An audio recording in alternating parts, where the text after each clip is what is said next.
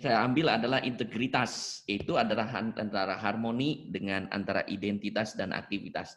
Nah, sebelum masuk ke materi, saya ingin bercerita terlebih dahulu suatu ilustrasi. Saya pernah mendengar dari seorang imam di pedalaman dan juga pernah membaca kisah ini. Jadi ada beberapa variasi. Nah, diceritakan di sana ada seorang guru sekolah minggu mengajar anak-anak. Ya. Lalu membahasakan Lukas 19, 1 sampai 10 ini dengan bahasa yang luar biasa. Menarik sekali. Katakan, anak-anak, pada suatu hari Yesus memasuki kota Yeriko. Anak-anak tahu kota Yeriko? Anak-anak menjawab, tahu.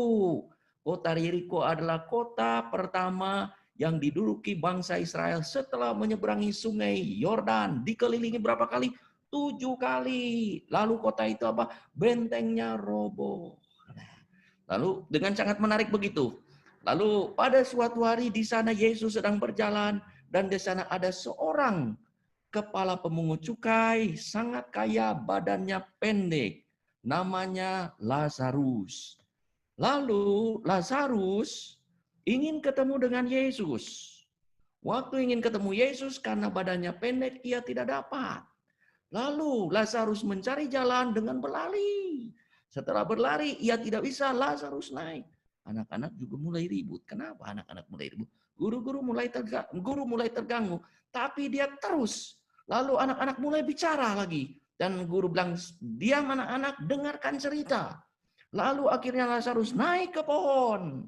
Dan anak-anak makin ramai. Dan gurunya pun terdiam. Dan melihat anak-anak.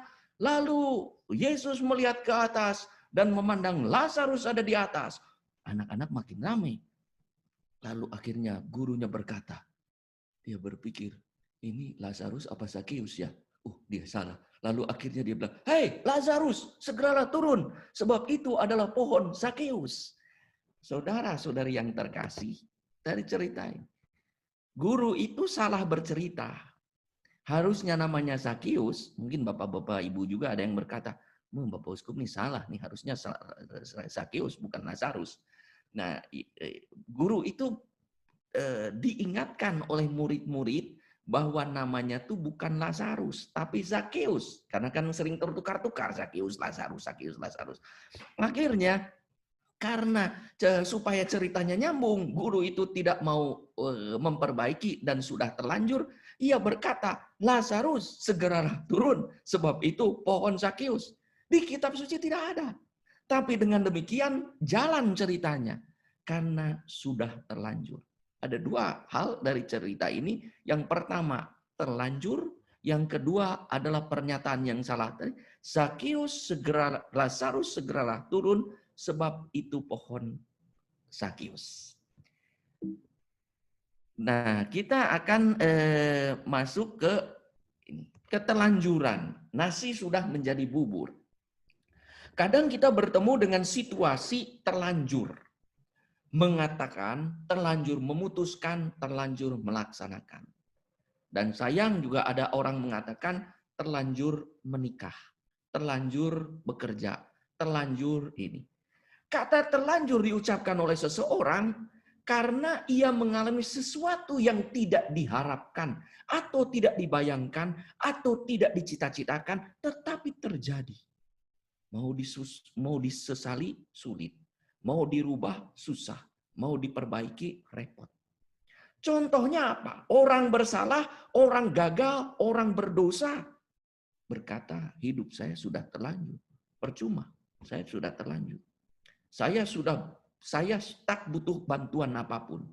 Dalam hari ini biasanya orang juga berkata, saya juga tidak butuh bantuan Tuhan. Mungkin beberapa orang di antara tadi saya mendengar ada pembicaraan saudara-saudari sudah ada di Australia, padahal hanya untuk kunjungan sebentar, terlanjur sudah masuk, ya sudah tunggu 1 tahun atau beberapa lama. Ada kata sudah terlanjur. Orang berkata nasi sudah menjadi bubur. Mau diapakan lagi? Tapi yang menarik dari itu yang saya ambil dari salah satu website itu, nasi sudah menjadi bubur. Maka pintar-pintarlah bagi kita untuk mengolahnya menjadi bubur ayam yang lezat. Jadi dalam setiap keterlanjuran bisa dirubah menjadi suatu peluang yang menjadi lebih baik. Allah luar biasa, kemahakuasaan dan kebaikan Allah. Allah bisa mengubah segala peristiwa negatif menjadi peristiwa positif. Tidak pernah ada jalan buntu bagi belas kasih Allah. Maka lihat ya, Paus Fransiskus dalam Evangelii Gaudium, ya, anjuran apostolik Evangelii Gaudium, dia berkata, ya, perkenankan saya mengatakan, Allah tidak pernah lelah mengampuni kita, tetapi kitalah orang-orang yang lelah mencari belas kasih Allah. Padahal Allah memberikan kesempatan pengampunan 70 kali 7. Artinya ketika berbicara pengampunan tidak ada hitungan matematis, tidak ada kalkulasi rasional. Karena belas kasih Allah tidak terbatas. Maka tak ada kata terlanjur di hadapan Allah. Karena Allah adalah kasih. Tidak ada jalan buntu dalam kacamata Allah. Dalam kasih tidak ada kata terlanjur. Orang berdosa apapun akan diampuni Allah ketika ia menyesal. Dan akan diberi kesempatan menata diri. Merangkai masa depan penuh harapan ketika dengan tulus mengaku dosa. Maka kalau kita memperhatikan ketika kita datang mengaku dosa, ya, imam itu berkata, ya, Allah memberkati saudara hingga saudara dapat mengaku dosa dengan tulus. Dengan tulus. Ketulusan inilah yang membuka pintu tertutup menjadi terbuka untuk masa depan. Zakius pun disapa Yesus. Sebab hingga mengalami pertobatan dan keselamatan. Maka saya akan masuk ke Lukas 19 ayat 1 sampai 10. Saya bacakan. Yesus masuk ke kota Yeriko dan berjalan terus melintasi kota itu. Di situ ada seorang bernama Zakius, kepala pemungut cukai, dan ia seorang yang kaya. Ia berusaha untuk melihat orang apakah Yesus itu. Tetapi ia tidak berhasil karena orang banyak, sebab badannya pendek. Maka berlarilah ia mendahului orang banyak, lalu memanjat pohon ara untuk melihat Yesus yang akan lewat di situ. Ketika Yesus sampai di tempat itu, ia melihat ke atas dan berkata, Zakius, segeralah turun, sebab hari ini aku harus menumpang di rumahmu. Lalu Zakius segera turun dan menerima Yesus dengan sukacita. Tetapi semua orang yang melihat hal itu bersungut-sungut katanya, ia menumpang di rumah orang berdosa. Tetapi Zakius berdiri dan berkata kepada Tuhan, Tuhan, setengah dari milikku akan kuberikan kepada orang miskin. Dan sekiranya ada sesuatu yang kuperas dari seseorang, akan kukembalikan 4 kali lipat. Kata Yesus kepadanya, hari ini telah terjadi keselamatan kepada rumah ini. Karena orang ini pun anak Abraham. Sebab anak manusia datang untuk mencari dan menyelamatkan yang hilang. Demikianlah Injil Tuhan. Pujilah Kristus. Pujilah Kristus. Saudara-saudari yang terkasih, kalau kita lihat pertama konteksnya Yesus memasuki kota Yeriko. Jadi dilihat itu kota Yeriko itu gerbang untuk memasuki Yerusalem, kota keselamatan. Maka Yesus berada dalam perjalanan menuju Yerusalem. Jadi setiap kali Yesus mau masuk ke Yerusalem, membawa berkat dan keselamatan.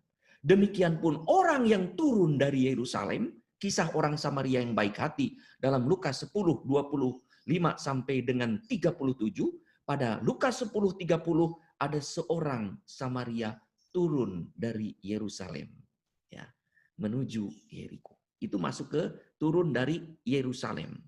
di mana ia akan wafat dan bangkit dan naik ke surga sebagai Kristus.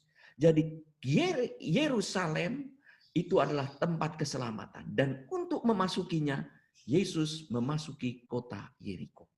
Dan seperti saya sebut tadi, Yeriko adalah kota pertama yang dimasuki oleh bangsa Israel sebelum memasuki tanah perjanjian. Demikianlah sebelum memasuki keselamatan, maka Yesus memasuki Yeriko. Jadi Yeriko adalah kota yang disinggahi. Itu kotanya 27 km dari Yerusalem, lalu banyak pohon palem, indah. Itu ada perbatasan dari barat ke timur, dari utara ke selatan. Itu kota Yerusalem. Nah, sekarang di Yeriko, kalau kita lihat, dalam konteksnya, sebelumnya dalam Lukas 18:35-43, menarik. Yesus menyembuhkan seorang pengemis yang buta di pinggir jalan Yeriko. Menurut Markus, namanya Bartimius. Markus 10:46-52. Yang bertemu Yesus, Raja Daud, kasihanilah aku. Jadi Raja Yesus datang ke Yerusalem untuk memenuhi janji per kitab suci, yaitu menjadi Mesias, menjadi Raja yang memerintah seluruh dunia. Maka nih, Yesus anak Daud. Dan Yesus bertemu dengan penjaga gerbang Yeriko, yaitu Zakius tadi. Dan itu kepalanya. Dan sesudahnya itu perumpamaan tentang Mina 19:11-27. Dan di situ diganjarkan ada seorang bangsawan pergi meninggalkan dan menitipkan minanya. Meninggalkan untuk apa? Untuk dinobatkan sebagai raja. Dan nanti kembali. Waktu kembali ia ditanya berapa mina? 10 mina menghasilkan 10 mina. Kesetiaan ini tidak diganjar dengan mina atau uang atau talenta, tetapi diganjar dengan partisipasi dalam karya sang raja. Terimalah 10 kota. Maka pertobatan, kesetiaan kepada Tuhan akan diganjar dengan partisipasi keterlibatan kita dalam karya keselamatan Tuhan. Nanti kita masuk lebih dalam ini, Bartimius. Bartimius dan Zakius, kalau melihat Injil itu harus dilihat secara utuh. Maka sebetulnya di sini Lukas ingin menampilkan kebutaan total kita. Satu, kebutaan fisik. Yang kedua, kebutaan spiritual. Bartimius buta fisik, tidak dapat melihat Yesus. Maka ia yang buta fisiknya bisa melihat Yesus dengan imannya. Yang lewat sebagai Mesias. Ia berkata, siapa itu? Yesus. Langsung ia berkata, Yesus, Mesias anak Daud, kasihanilah aku. Mohon supaya ia bisa melihat secara fisik. Ketika ingin sembuh, Bartimius dihambat banyak orang, ditegur. Jangan ramai, jangan ribut. Dihambat untuk ketemu Yesus. Tetapi ia bertekun, bersikeras karena yakin ada iman bahwa bela rasa Yesus akan menyembuhkannya. Kalau ia sembuh, yang pertama dilihat adalah sang penyembuh, yaitu Yesus. Tujuan ia melihat, ia ingin melihat Yesus. Pertama yang dilihat bukan siapa-siapa, bukan apa-apa, tetapi Yesus. Maka waktu dihambat dia makin berteriak, makin keras lagi berteriak, Yesus anak Daud, kasihanilah aku. Teriakan yang keras itu membuat Yesus mendengar dan ia berkata, panggillah kemari. Biarkan ia datang kepadaku. Yesus menyuruh orang-orang untuk yang tadinya menghambat untuk terlibat dalam proses keselamatan Bartimius. Sekarang Zakius yang buta secara spiritual. Ia bisa melihat secara fisik, tetapi ia buta secara spiritual. Ia tidak melihat. Kebutaannya itu adalah karena tertutup oleh kerakusan material yang menyebabkan ia mengalami keterasingan atau alienasi. Keterasingan dengan diri sendiri, karena ia rakus. Keterasingan dengan masyarakat, ia disingkirkan karena ia dianggap sebagai berdosa. Keterasingan dengan Tuhan spiritual, karena ia disingkirkan dari kehidupan beragama, karena pemungut cukai dianggap orang berdosa yang tidak boleh masuk ke dalam rumah ibadah. Waktu Zakheus ingin melihat, ia dihambat juga oleh banyak orang. Tetapi ia bertekun, bersikeras, maka penting dalam pertobatan itu, dalam keselamatan dan kesembuhan, bersikeras, ia berlari. Dan setelah berlari, belum juga ia melihat ada hal yang menutupi pandangannya, yaitu tubuh orang-orang, maka ia naik ke atas pohon. Dalam diri Bartimius ada iman, dalam diri Zakheus ada harapan. Siapa tahu Yesus bisa melihat, siapa tahu ia bisa melihat Yesus dari dekat. Atau bahkan siapa tahu ia bisa berjumpa dengan Yesus. Kalau ada audiensi di Roma, Paus mulai jalan, kita berharap mudah-mudahan Paus lewat dekat kita. Mudah-mudahan Paus bisa bersalaman dengan kita.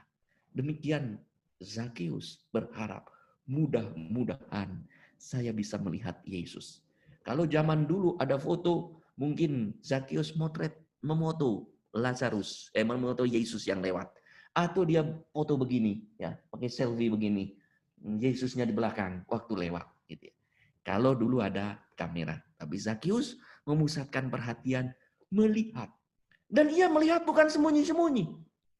Ia melihat, ia berduduk di posisi yang sangat jelas supaya bukan sekedar ia melihat, tapi ia juga bisa dilihat oleh Yesus. Zakheus, katan itu adalah pemungut cukai berbadan pendek. Zakheus, namanya dari Aram juga, dari Ibrani, dalam bahasa Yunani kuno Zakaios, yang berarti orang saleh. Kalau Zakheus itu orang Indonesia, Zakheus itu namanya si Soleh. Soleh nama Zakheus itu. Kalau orang Sunda namanya Soleh Zakheus ini. Tapi karena orang Yahudi namanya Zakheus. Tapi arti katanya si Soleh. Lah, si Soleh perbuatannya tak saleh. Karena apa? Pekerjaannya pemungut cukai. Malah bukan hanya pekerjaan pemungut cukai, dedengkotnya ke pemungut cukai. Kepalanya pemungut cukai. Si Soleh tidak saleh, tidak nyambung namanya. Maka kalau orang tidak nyambung harus ditebus. Dalam bahasa Jawa itu ada yang disebut, dalam kebudayaan Jawa ada yang harus diruat. Misalnya namanya Selamat, tapi kok sejak kecil kok celaka terus, diganti namanya. Keberatan nama. Ada orang bilang nama dengan hidup tidak nyambung. Raharjo misalnya, Raharjo. Ya. Harto Raharjo. Sudah harta namanya Raharjo. Wah, udah berharta, sejahtera. Pengemis. Kan nggak nyambung tuh ya. Ya. Namanya konglomerat, hidupnya melarat. Nggak nyambung tuh. Ya. Nggak nyambung. Ya. Jadi Harto Raharjo. Misalnya apa lagi? Selamat Raharjo. Nah, Selamat Raharjo sama. Tapi kok hidupnya sia terus? Tidak nyambung. Nah, seperti ya, Zakheus itu begitu. Namanya Zakheus, namanya soleh, tidak soleh. Maka tidak ada harmoni antara identitas dengan aktivitas. Tidak ada integritas hidup. Orang bilang. Digolongkan, lihat, Zakheus digolongkan sebagai pencuri dan pemeras karena memajak rakyat lebih dari apa yang diminta oleh Roma. Ia rakus, memperkaya diri dengan pekerjaan yang tidak populer bagi masyarakat Yahudi dan dianggap sebagai pekerjaan dosa karena memihak penjajah Roma. Dimasukkan sebagai kelompok pendosa, mengkhianati umat Allah, umat pilihan, dan dianggap menjual bangsanya kepada bangsa Roma. Dianggap sebagai pengkhianat bangsa. Orang kaya, kalau dalam Injil digambarkan sesuatu, berarti ada maksudnya. Dia orang kaya, badannya pendek. badannya pendek. Ya, saya badan pendek. Kalau ada orang ngomong, itu memandang ke saya begini, dan saya ke atas. Ya, itu orang badan pendek kan begitu. Maka ada Napoleon's Complex itu ya. Orang badan pendek mencari kompensasi ke hal-hal lain supaya mendapat penghargaan, supaya duduk di atas itu ya. Nah, jadi selama hidup sehari-hari, Zakius itu dipandang rendah. Orang memandang rendah Zakius, dipandang rendah, kan ya, berbadan pendek. Lalu badan pendek ini tidak bisa dirubah. Mau naik ke kursi, mau naik ke puncak gunung, mau ke Monas, mau ke Menara Eiffel, badan tetap pendek. Ya, nanti kita masuk ke situ. Lalu yang kedua, Zakius itu makanya karena badannya pendek, dia menjadi kepala pemungut, mengambil kebanggaan dunia. Maka ada gambar Zakius itu ditandu oleh para pemungut cukai karena ia adalah kepalanya, untuk bertugas itu ditandu. Nah, tetapi ia tak damai sejahtera. Ia tidak mengalami kebahagiaan karena tidak ada harmoni antara identitas dan aktivitas. Selama kita tidak mempunyai integritas, kesepadanan antara identitas dan aktivitas, hati kita tidak akan pernah tenang. Hati kita terus gelisah seperti Zakius, tidak mengalami kebahagiaan. Zakius ingin melihat Yesus. Maka Zakius tahu perjalanan Yesus dari sini, dia ke sana akan jalan lewat sini. Maka ia segera lari mendahului. Setelah lari mendahului, dia tidak bisa melihat juga Yesus, karena Yesus begitu dikelilingi dan dikerumuni banyak orang. Maka ia naik ke atas pohon, ya, sikamor, ya pohon. Lalu dia duduk di tempat yang paling kelihatan Yesus persis dilihat. Rupanya Zakius tahu siapakah Yesus. Perhatikan Injil tadi. Zakius ingin melihat Yesus. Ya, orang apakah Yesus itu?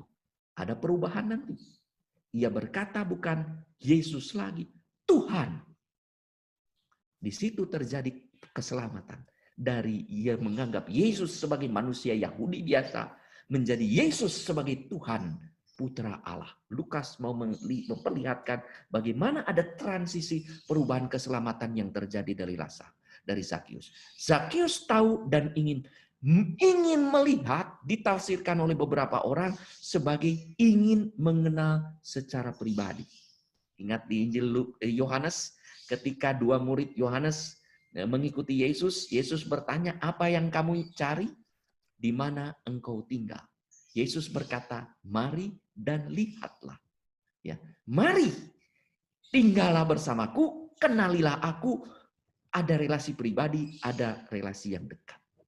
Tetapi tidak mudah untuk melihat Yesus, untuk mengenal secara pribadi dengan Yesus, untuk dekat. Ada dua halangan besar. Yang pertama adalah halangan dari luar, yaitu ada orang banyak di mana-mana yang ada. Jadi dari luar itu yang ada di mana-mana itu adalah orang banyak. Begitu banyak halangan. Ini seperti kita ingin dekat dengan Tuhan, ada begitu banyak halangan dari luar. Ada godaan ini, ada godaan ini, ada omongan ini, ada omongan itu. Ngapain sibuk-sibuk baca kitab suci, sok saleh aja. Ngapain ikut retret? Ngapain ikut PD? Ngapain omongan orang menjadi rintangan? Waktu mau pergi ada hujan, tidak jadi batal, halangan dari luar. Waktu mau pergi berdoa, rosario mulai, ada sesuatu, ada acara TV yang menarik, tidak jadi berdoa, halangan dari luar. Ada banyak halangan dari luar yang menggoda, menghalangi, memandang mata kita untuk melihat dan berjumpa dengan Yesus. Yang luar biasa, halangan ini diatasi oleh Zakius, mendahului orang banyak. Zakius tidak putus asa. Halangan yang kedua itu adalah rintangan dari dalam, yang melekat dari diri sendiri, yaitu badannya pendek. Itu yang saya sebut. Kemanapun kita berada badannya pendek. Atau badannya tinggi, ada sesuatu yang melekat. Kalau dalam diri ibu bapak, mau di Australia, mau di Indonesia, mau di Jakarta, di Bandung, di Sydney, ya itu yang dibawa. Demikianlah ada kelemahan seseorang yang selalu ada dalam dirinya. Maka orang sombong di Bandung, sombong di Jakarta, sombong di Sydney. Di mana-mana pun akan sombong. Karena kelemahan itu mengikuti. Demikian pun orang serakah, orang berdosa, orang luka batin akan mengikuti. Zakius tidak tinggal diam pada kelemahan yang melekat. Ia atasi dengan naik ke atas pohon. Rintangan dari luar diatasi, rintangan dari dalam diatasi. Ketika dua-dua rintangan itu diatasi, barulah ia dapat melihat Yesus. Ia, yang rupanya Zakius tidak sadar, ia ingin menjadikan Yesus sebagai objek. Tidak membiarkan diri ia mendapat belas kasih Yesus. Seringkali godaan kita adalah menjadikan Tuhan juga sebagai objek, sebagai orang, sebagai pribadi yang kita suruh, yang kita kuasai.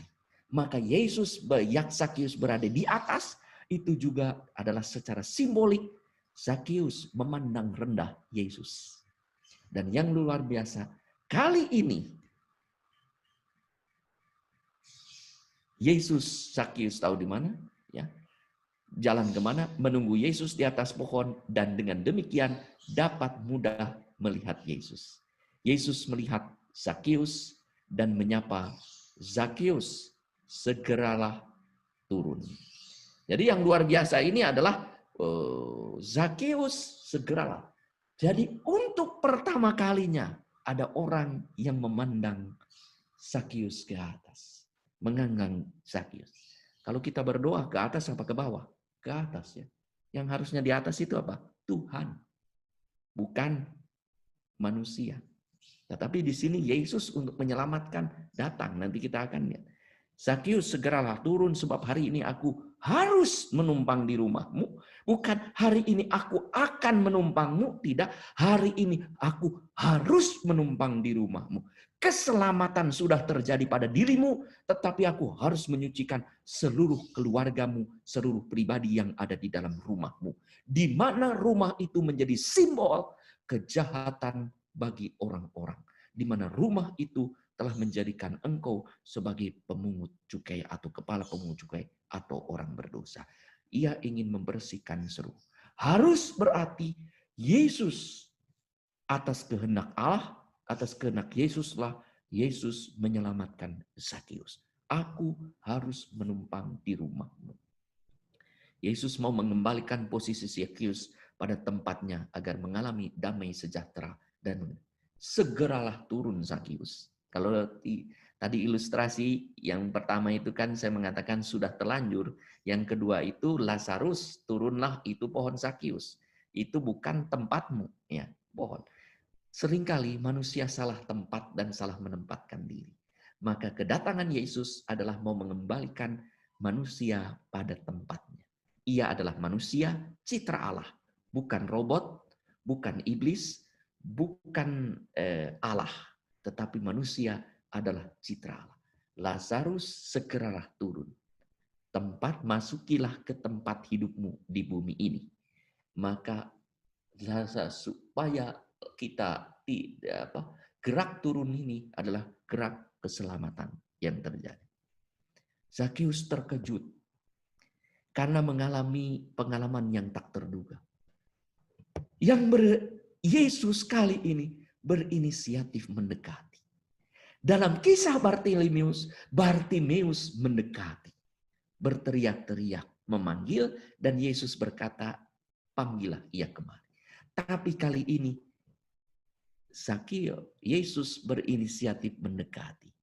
Sementara orang menjauhi Zakius, Yesus mendekati Zakius. Yesus memandangnya ke atas. Look up. Tapi orang look down. Memandang rendah Zakius. Meremehkan Zakius. Dia look up. Tapi yang lain itu look down. Bagaimana? Pengalaman Zakius dimanusiakan oleh Tuhan. Padahal ia juga merasa orang berdosa. Ia tahu dia orang berdosa, orang Yahudi yang berdosa, ia tahu. Tetapi hidupnya sudah terlanjur maka ia kompensasi menikmati harta duniawi dan menikmati kedudukan sosial di antara para pendosa, yaitu para pemungut cukai. Ia luar biasa. Sebagaimana Yesus memandang kita setiap hari. Ia look up kepada kita. Ia memandang tinggi kita. Ia menghargai kita sebagai manusia citra Allah, ciptaan Bapa. Kalau kita berdosa, kalau kita salah, kalau kita gagal, kita berada pada tempat yang bukan tempatnya, Tuhan akan berkata, mari turunlah. Dalam satu tempat, dalam satu gambar lain, Lazarus dibantu oleh Yesus untuk turun. Hai turun Lazarus. Ya, karena dia ditopang. Dan Lazarus, di gambar lain ada Lazarus waktu Lazarus segera turun, dia loncat. Luar biasa. Tidak lagi turun waktu bagaimana ia memanjat, memegang, ia loncat luar biasa. Saking gembiranya. Ada energi kehidupan yang muncul dalam diri Sakeus. Yesus yang kedua, yang ketiga, Yesus mengenal namanya. Wih, luar biasa. Kapan Yesus bertemu dengan Sakeus? Tidak pernah. Tapi luar biasa, Sakeus dikenal namanya oleh Yesus. Sakeus, segeralah turun. Hei, Soleh, segeralah turun. Luar biasa ya. Orang lain tidak berkata memanggil nama Sakeus. Sakeus, kepala pemungut cukai. Artinya, hai orang berdosa, hai orang kualat, hai orang laknat. Ya, itu. Yesus menyuruhnya segera turun, sementara orang membiarkannya. Ya. Dan di situ juga nanti kita akan lihat ada gerak kerendahan hati. Walaupun Yesus Sakeus naik, itu adalah gerakan kerendahan hati. Ini Injil ini sangat kaya luar biasa. Kalau mau dibahas ada banyak aspek. Ya, tadi saya tidak semua membahas.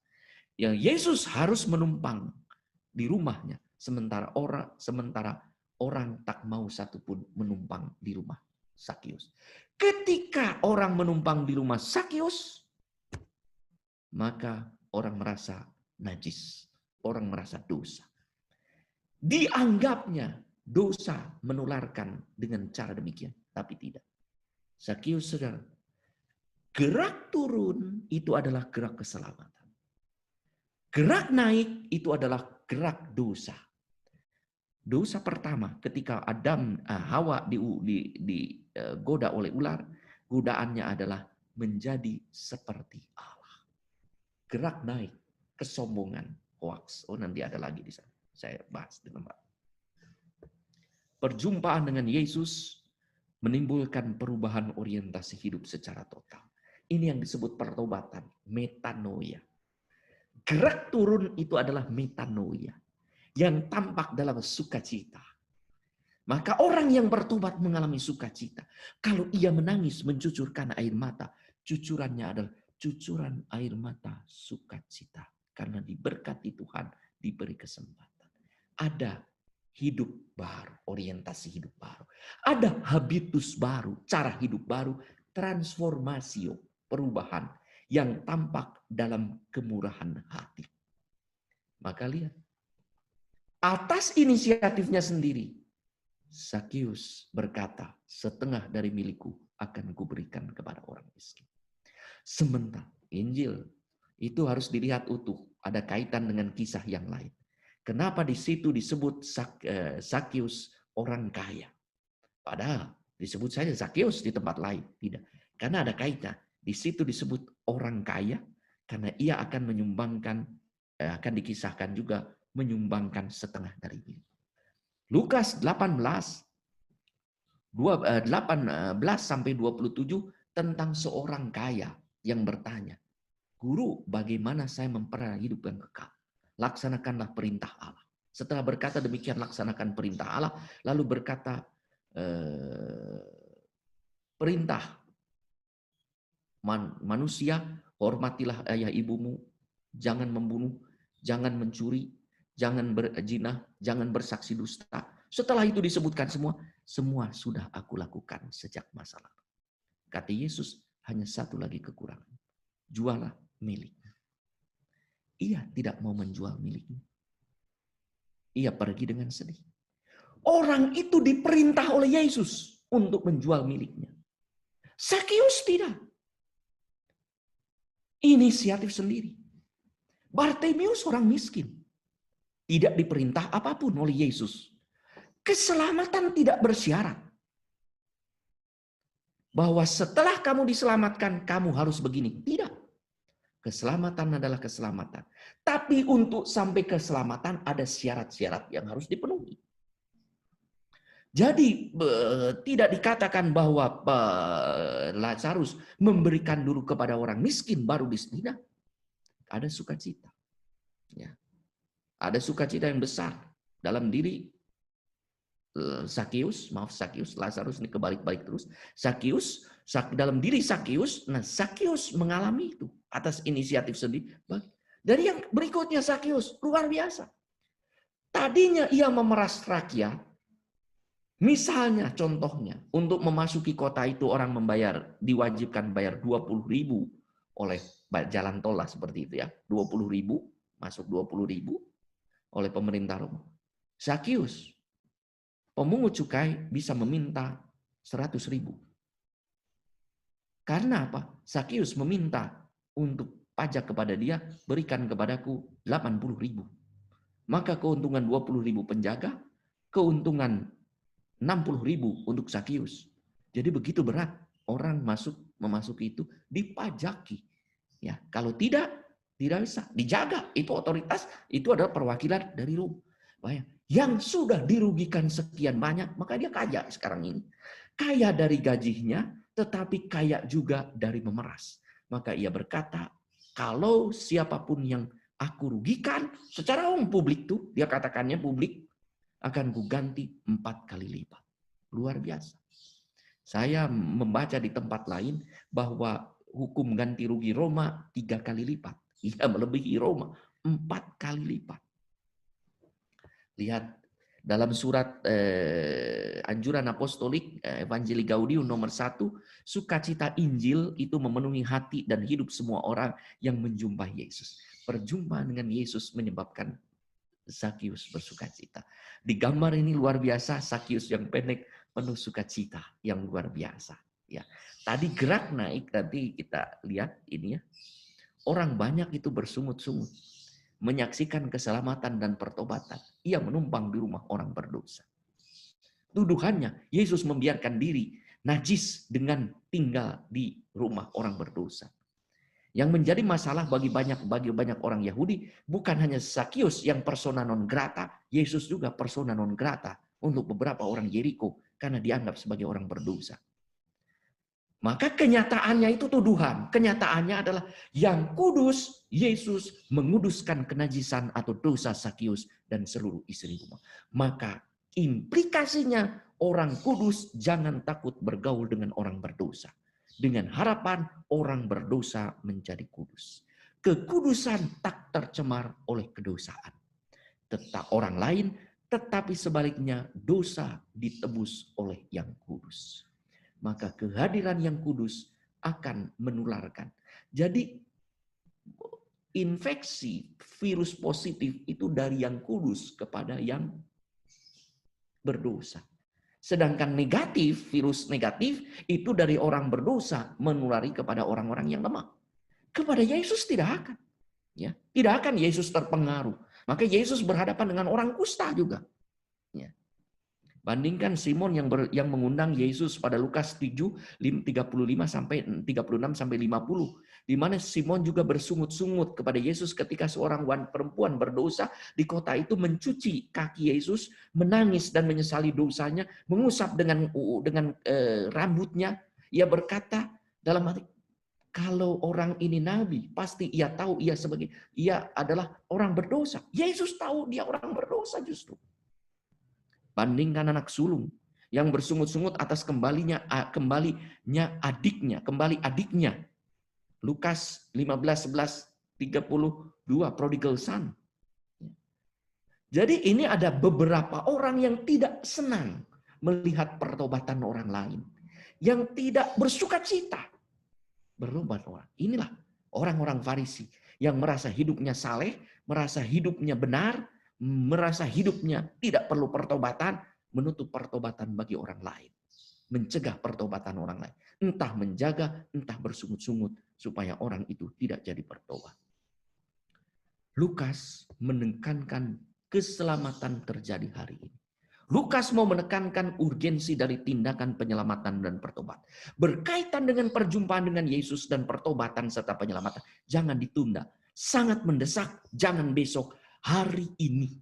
Artinya pertobatan itu haruslah faktual. Aktual terjadi hari ini. Bukan dulu saya bertobat. Dulu saya baik. Tidak peduli dulu saya baik. Itu bagus. Dalam hari ini bagaimana? Masih baik atau tidak? Relevan atau tidak? Hari ini.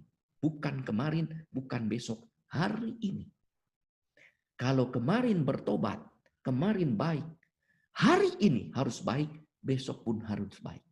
Untuk apa besok tidak baik, kemarin tidak baik. Ya. Dan hari ini baik. Lalu nanti, hari ini yang harus baik. Nanti maka besok akan baik. Maka selalu berkata, hari esok akan lebih baik. Artinya hari ini akan lebih baik daripada hari esok. Hari ini telah terjadi kepada keselamatan kepada rumah ini karena ia pun anak Abraham. Lihat beberapa Injil Lukas dari hari ini. Hari ini telah terjadi keselamatan bagimu lahir juru selamat. Di Yesus pada hari ini genaplah nas sewaktu kamu mendengarnya. Awal pewartaan dari Yesus, hari ini juru selamat tampil. Betapa jika hari ini engkau mengerti, engkau pasti akan mengusahakan pertobatan untuk memperoleh damai sejahtera. Dan berkata kepada Petrus, hari ini ayam tidak akan berkokok, engkau akan menyangkuti. Hari ini, maka hari ini juga engkau harus bertobat. Aku berkata kepadamu sesungguhnya, hari ini engkau akan bersama aku dengan Firdaus. Hari ini, itu penting bagi Lukas sebagai urgensi untuk pertobatan dan keselamatan. Maka berbicara kalau mau bertobat jangan ditunda. Nanti besok saya belum saatnya. Saya belum siap. Tidak. Hari ini. Tapi saya belum siap. Tuhan minta hari ini. Saya masih banyak dosa. Tidak. Hari ini. Saya masih terikat. Hari ini. Luar biasa. Lukas itu ngajak. Hari ini jangan besok. Yesus bukan hanya menyelamatkan Zakius secara personal. Keselamatan di aspek di dalam perikop ini mau ditekankan bukan hanya urusan pribadi, tetapi juga hendak menguduskan seluruh isi rumah secara komunal. Maka ia harus tinggal dalam rumah yang menjadi sumber atau tempat dosa. Sehingga rumah itu menjadi rumah Yesus, menjadi bait Allah. Rumah orang berdosa, rumah pemungut cukai bisa diubah oleh Allah menjadi bait Allah, tempat tinggal Yesus. Di situ Yesus pernah tinggal. Kalau sekarang saja, misalnya di Atmajaya Jakarta itu ada kursi di kaca, itu ada kursi di mana Yohanes Paulus kedua, Paus ketika datang ke Indonesia duduk di kursi itu. Dan sekarang kursinya ada, ya. Maka itu bukan lagi kursi biasa, menjadi relikwi, kursi yang pernah diduduki orang suci. Apalagi rumah Zakius. Kan menjadi bait Allah. Tempat Yesus tinggal. Hari ini aku harus tinggal di rumah. Keselamatan pun terjadi bukan atas usaha Zakius saja, tetapi seluruh relasi dan keselamatan bukan terjadi atas Zakius, tapi seluruh relasi pri dari fungsi. Pekerjaannya juga semuanya. Maka pertobatan itu mengandaikan perubahan total seluruh hidup manusia dan relasinya. Maka begini, orang yang biasa berjudi untuk bertobat meninggalkan kawanan judi. Bukan bertobat masih tetap berjudi. Misalnya begitu. Orang melakukan perbuatan jahat, kecanduan tertentu, ya, harus meninggalkan. Itu tanda pertobatan. Maka orang menyeleweng juga berkata bertobat harus meninggalkan secara penuh. Ya, bukan ya udah tahap bertahap. Tidak, hari ini. Ya, tidak tahap bertahap dalam pertobatan. Hari ini ya untuk meninggalkan dosa itu. Meninggalkan pertobatannya bertahap, meninggalkannya itu secara total. Yesus meneguhkan identitas Zakius sesungguhnya kaya sekali ini. Ya dibahas satu persatu. Anak Abraham. Karena anak ini pun orang ini anak Abraham. Kita lihat di Yohanes 38:9 ketika orang-orang Yahudi mengaku sebagai anak Abraham, tetapi mereka menolak Yesus, bahkan akan membunuh Yesus. Maka Yesus berkata, maka di dalam Yohanes 8:39 katakan, jawab mereka orang-orang Yahudi kepada Yesus, Bapa kami adalah Abraham. Kata Yesus kepada, jikalau kiranya kamu anak-anak Abraham, tentulah kamu melakukan pekerjaan yang dikerjakan oleh Abraham. Nyatanya kamu tidak melakukan pekerjaan Abraham, kamu akan membunuh aku. Yohanes Pembaptis berkata, Abraham adalah bapa. Dalam hatimu, kamu berkata, Abraham adalah bapa kami. Aku berkata, Allah bisa menjadikan anak-anak bagi kami adalah bagi Abraham dari batu-batu, yaitu orang-orang yang melakukan kehendak Bapa, orang-orang yang taat. Bagaimana Abraham di situ taat mendengarkan Allah. Maka Yesus berkata, turunlah. Zakius berkata, tidak Yesus, tidak guru, tidak Tuhan, aku ingin tetap di sini saja. Tidak, ia mendengarkan. Maka ia berkata, ini pun anak Abraham yang melakukan, yang mendengarkan kehendak Allah dan melakukannya. Ia tidak peduli omongan orang lain, ia tidak peduli apa risikonya, ia turun, anak Abraham. Maka ya, saudara-saudari, setelah Zakius bertemu dengan Yesus dan bertobat, apakah Zakius tetap menjadi pemungut cukai atau tidak? Pertanyaan ini kadang saya ajukan. Ada orang yang berkata tidak. Ada orang yang kenapa tidak? Ya karena pemungut cukai diibaratkan sebagai pendosa. Oh, ya. Karena apa? Memeras lebih banyak daripada yang ditentukan, seperti dalam Lukas 3:12-13 ketika datang pemungut cukai, guru apa yang harus kuperbuat? Yohanes Pembaptis berkata, jangan menagih lebih daripada apa yang ditentukan. Ada yang berkata, iya, itu Zakius tetap jadi pemungut cukai. Saya berkata, tidak tahu. Karena Injil berhenti di situ. Tidak tahu apa yang terjadi pada Zakius. Apakah dia pemungut cukai, masih kepala pemungut cukai, ataukah meninggalkan? Tidak tahu. Injil berkata berhenti di situ. Ya, nggak usah menduga-duga. Tapi Injil berhenti persis di situ. Seandainya, Bapak Uskup, kalau kita menduga Zakius tidak menjadi pemungut cukai, bagus. Seandainya ia menjadi pemungut cukai, bagus, luar biasa juga. Loh kenapa? Pemungut cukai itu bukan pekerjaan mencuri. Itu bukan pekerjaan negatif. Itu pekerjaan netral. Tetapi orang yang bertugasnya membuat pekerjaan itu menjadi haram karena kerakusan dan dosa manusia. Maka Yohanes Pembaptis ketika datang pemungut cukai berkata, Yohanes Pembaptis tidak berkata untuk bertobat, engkau mencari pekerjaan lain. Tidak. Tapi ia berkata, untuk bertobat, engkau jangan menagih lebih banyak dari apa yang telah ditentukan bagimu. Engkau udah ada jatahnya. Engkau sudah ditentukan harus dapat berapa. Jangan memeras.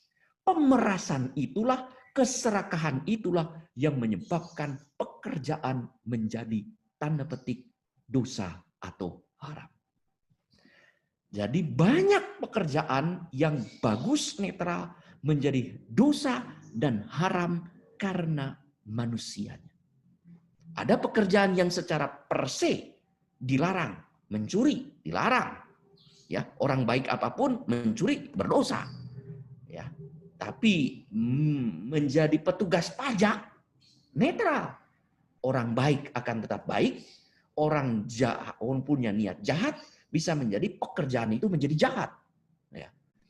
Maka yang diminta oleh Yesus bukan perubahan pekerjaan, tetapi perubahan hidup. Habitus baru dan orientasi hidup yang baru. Namanya nama Yesus itu siapa? Dari Ibrani, Yosua. Yesua, yang berarti the Lord is my salvation. Atau God save. Allah menyelamatkan. Identitas Yesus adalah Tuhan yang menyelamatkan. Itu namanya. Si selamat, ya, menyelamatkan. Aktivitasnya apa? Menyelamatkan manusia. Nyambung, ada harmoni antara identitas Yesus dengan aktivitas Yesus. Maka Yesus menjadi sumber sukacita dan kebahagiaan. Berbahagialah, berbahagia. Damai. Maka Yesus bisa memberikan damai sejahtera.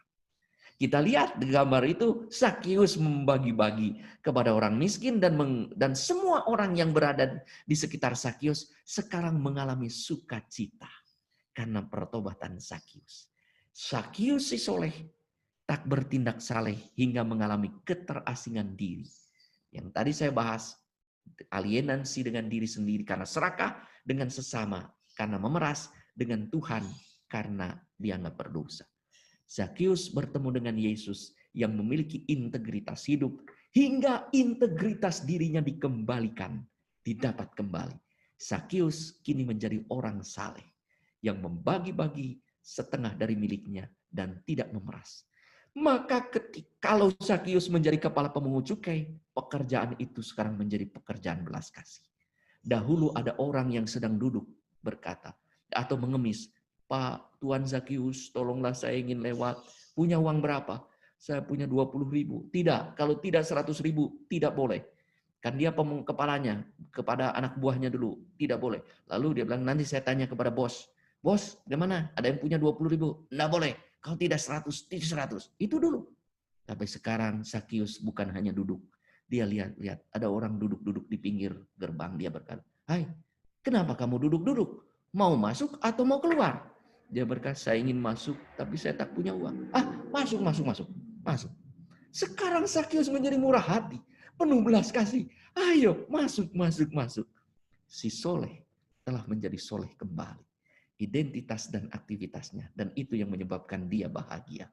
Perjumpaan hanya orang yang mempunyai integritas dapat membawa orang lain pada pertobatan yang sejati, seperti Yesus membawa pertobatan yang sejati kepada Zakius. Perjumpaan dengan Yesus membawa keselamatan, perubahan hidup, dan perubahan habitus. Keselamatan tidak ditentukan oleh apa yang kita lakukan oleh Zakius, tetapi apa yang diperbuat oleh Yesus. Keselamatan membutuhkan kerendahan hati, gerak turun, di mana Allah menjadi manusia. Dalam Filipi 2, 1-11. Inkarnasi, sementara dosa terjadi karena kesombongan gerak naik, manusia ingin menjadi seperti Allah, ada hoaks. Kalau engkau makan buah itu, engkau akan menjadi seperti Allah, tahu yang baik dan tahu yang. Zakius kepalanya, bersama dengan kalayak ramai rakyat, rendah hati. Ia yang orang kaya naik ke atas pohon. Itu biar adalah pekerjaan tukang, pekerjaan budak untuk mengambil buah. Tapi ia rela naik ke atas pohon, merendahkan diri juga. Itu simbol ada banyak sekali. Yaitu untuk apa? Supaya melihat Yesus atau supaya dilihat Yesus. Saudara-saudari yang terkasih, sebagai penutup adalah refleksi bagi kita.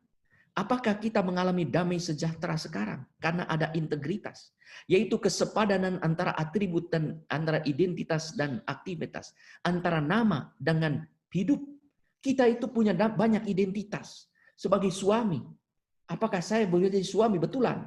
Sebagai istri, apakah istri betulan? Sebagai orang tua betulan? Sebagai anak, apakah anak betulan? Sebagai pekerja, apakah pekerja? Ini identitas. Apakah identitas itu dituangkan, dijalankan dengan semua? Kalau dijalankan sesuai, seharusnya identitas diwujudkan dalam aktivitas kita memperkokoh identitas kita. Sehingga orang berkata, ini sungguh suami yang baik, ini sungguh istri yang baik, ini sungguh orang tua yang baik, ini sungguh adik yang baik, ini sungguh kakak yang baik, ini sungguh saudara-saudari yang baik. Ini sungguh umat yang baik, ini sungguh imam yang baik, ini sungguh uskup yang karena nyambung. Apakah kita sudah melihat Yesus hingga kita mengalami sukacita? Adakah sesuatu atau seseorang yang menghalangi kita untuk berjumpa dengan Yesus?